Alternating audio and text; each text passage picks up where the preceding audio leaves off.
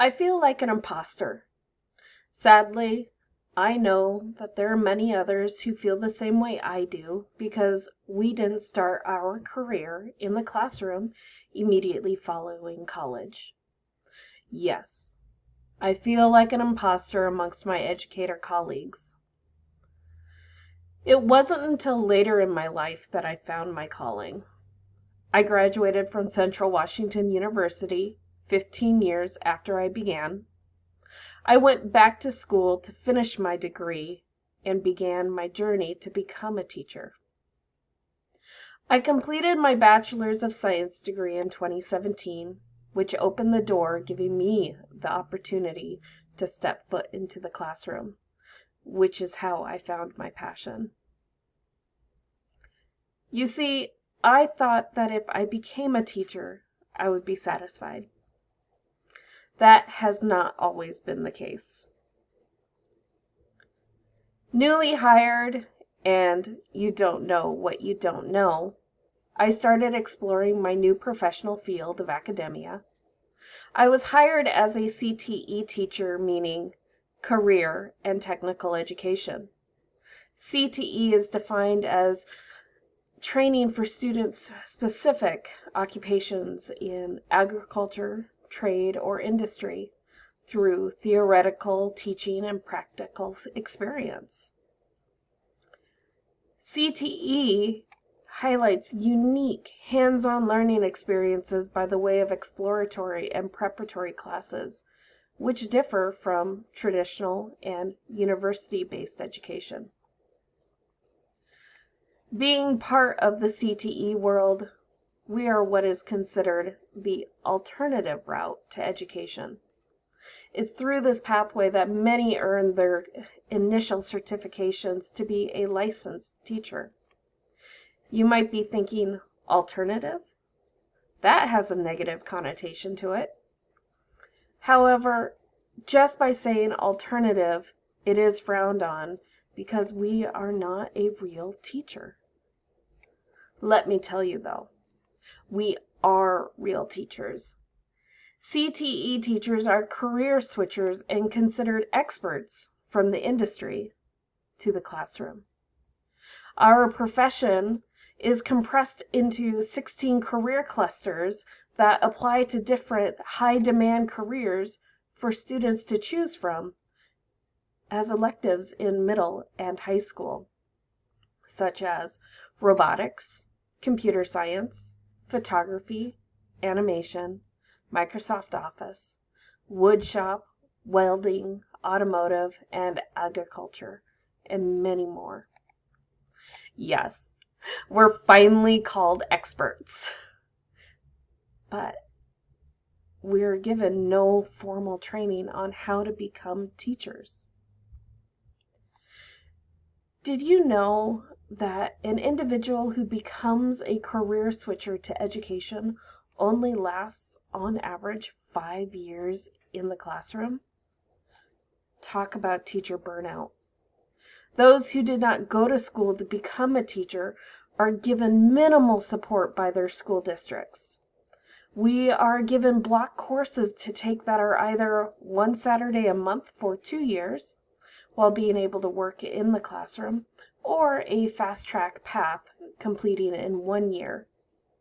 Consider it as an AA meeting for teachers. Districts are able to send CTE teachers to 1, if you're lucky, 2 conferences yearly, if they're on your yearly budgets.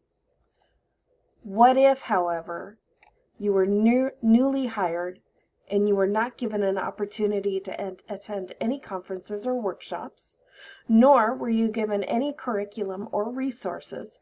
Remember, you're the expert. You should know what to do. Oh, on top of it, you're a singleton too. A singleton means that you teach a class that nobody else in the building teaches, and mostly juggle multiple singleton preps. That means classes throughout the day. There are many who have never been part of a district training or professional development designed for CTE teachers, which target our curriculum. Talk about being overloaded and now isolated. What I just described to you is, unfortunately, very common in the CTE world. Traditional teachers who follow the university route to certification are taught the foundations of education. They experience student teaching to learn firsthand classroom management skills with the guidance of a master teacher. They are also taught key teacher terminology, such as pedagogy, assessments, frameworks, pacing guides, standards, objectives, learning targets, success criteria, CER, claim, evidence, response, Bloom's taxonomy, project-based learning, TPEP, standard-based grading.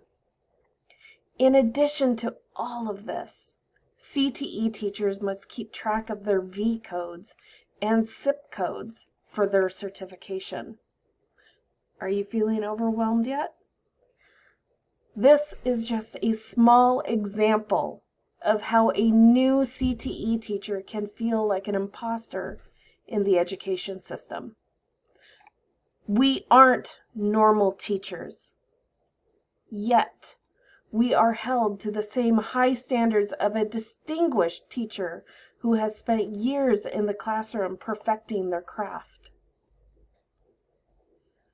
Throughout my 4 years in the classroom as a CTE teacher, I've had to take charge of my own learning. From finishing my bachelor's degree in 2017, allowing me to step foot into the classroom. Then I discovered I needed to go back to school to earn my master's degree in my CTE field of Family and Consumer Sciences education with a teaching certificate. This field of study is the only CTE program in which you must hold a degree in human services, health, early childhood education, nutrition, just a few examples. Once you have a degree in this area, it's like the Willy Wonka of golden tickets for V codes, which is our certification. Perhaps you're wondering, what is Family and Consumer Sciences? It was your parents' home economics class, or, as I like to call it, Adulting 101 courses. We teach kids how to cook and various aspects of nutrition, how to sew on a button and mend clothes, how to take care of young children through the developmental stages. We even talk about shaken baby syndrome, domestic violence, and sexual health. How about financial literacy? Yes, we teach kids the differences between banks and credit unions and how to set up and balance their accounts. You see, Family and Consumer Sciences took over the name Home Economics back in 1996. So it never went away, it just adapted.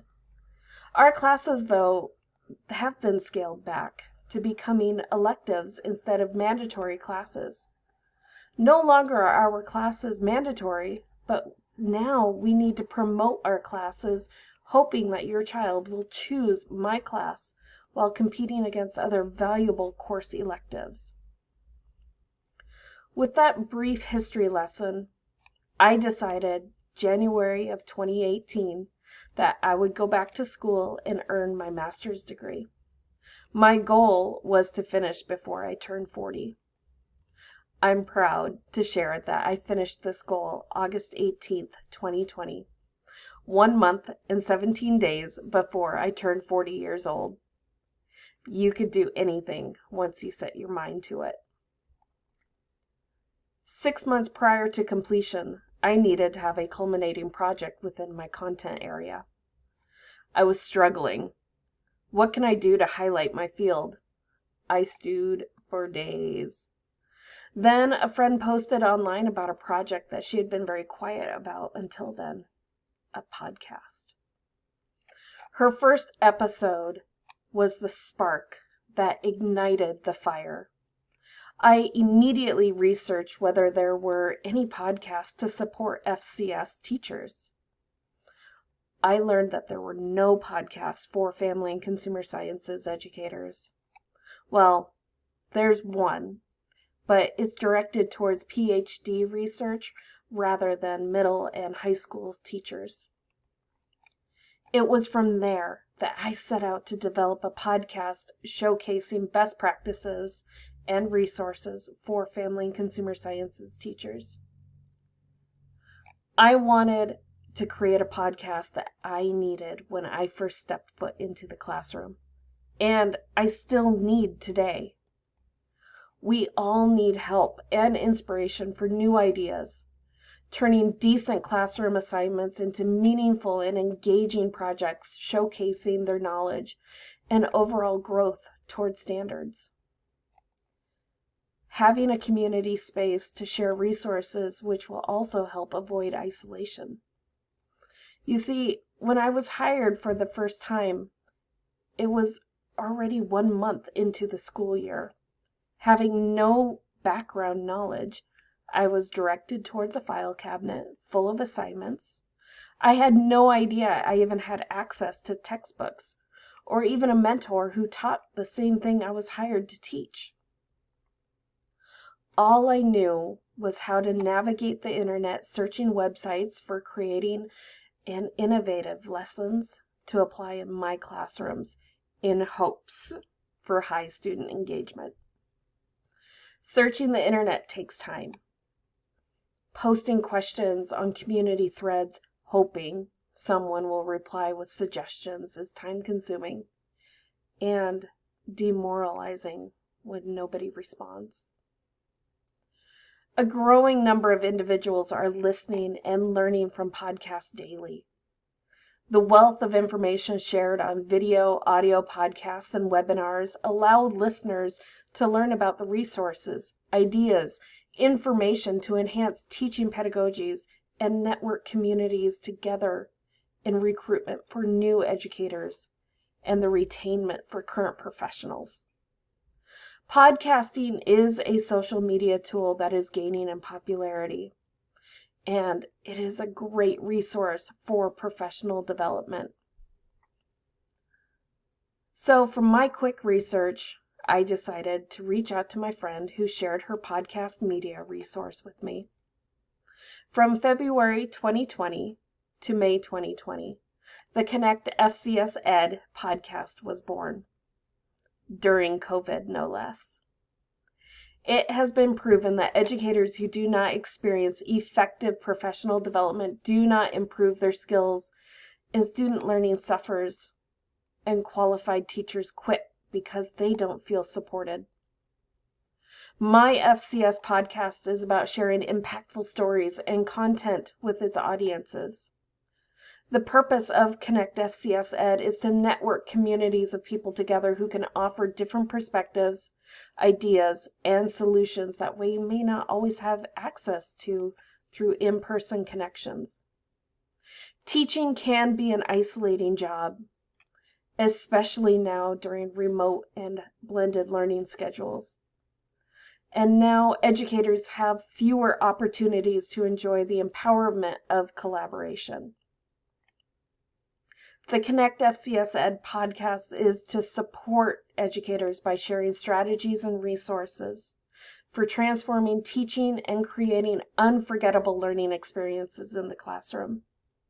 Any listener of the Connect FCS Ed podcast can easily fit a burst of pedagogical enrichment into their busy schedules while being exposed to various topics such as strategies and activities that are developmental and have a focus on content area curriculum, which are relevant to educators all while folding laundry, grocery shopping, driving, or even lesson planning.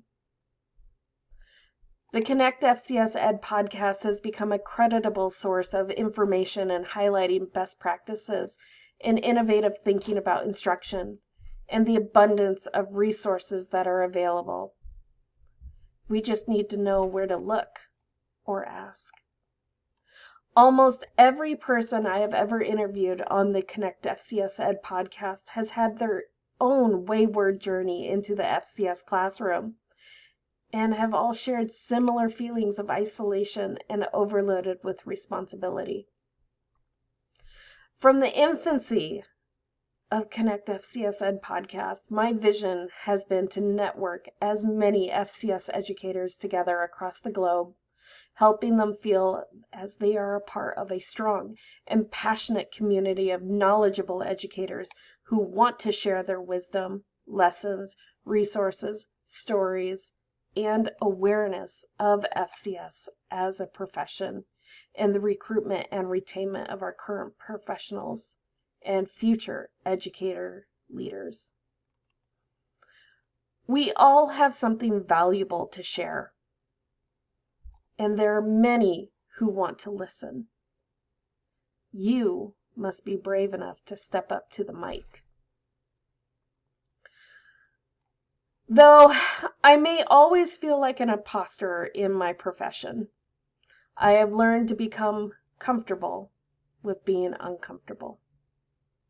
I have become more confident in my boldness to pursue relevant professional development that I am passionate about, which is essential for me and the vitality for all FCS programs, national and worldwide. Through my resiliency, here are a few things that I've discovered on my journey. Lean on my colleagues. As a new teacher, both starting my career and moving schools, I have leaned heavily on my building professionals by asking questions and observing master teachers demonstrate multiple instructional strategies, giving me new ideas to bring back to my own classroom. Lean on your professional community for this support. This gives us the ability to learn from one another. Build a network. There is never a better time for teachers to create their own professional learning communities. With the multiple social media platforms available to today's modern educator, we are no longer limited geographically. We can collaborate digitally, transforming our teaching practices, share insights from their teaching experiences, and engage in collective problem solving. Social media allows us to connect not only to those that we know, but also those that we don't. In this space, we are able to share our interests and our passions. Having a digital space, we can share links, comment on educational research, debate, collaborate, and create new knowledge with individuals no matter where they live or work. Finally, continued education. The best educators keep learning. When teachers pursue higher education, they are learning better ways to teach, discover new teaching strategies, and implement new project-based learning activities. I've discovered that continued education gives teachers the opportunity to step out of their routine and receive help they need to become better teachers, and the experience to become effective future leaders for tomorrow. My name is Barbara Scully, and I am founder of Connect FCS Ed podcast and lead CTE Consulting. I believe in the power of collaboration and delivering meaningful professional development that benefits all instruction to ensure student learning does not suffer and builds and renews passion in CTE teachers. Imposter no more, because educational leaders aren't born, they're built.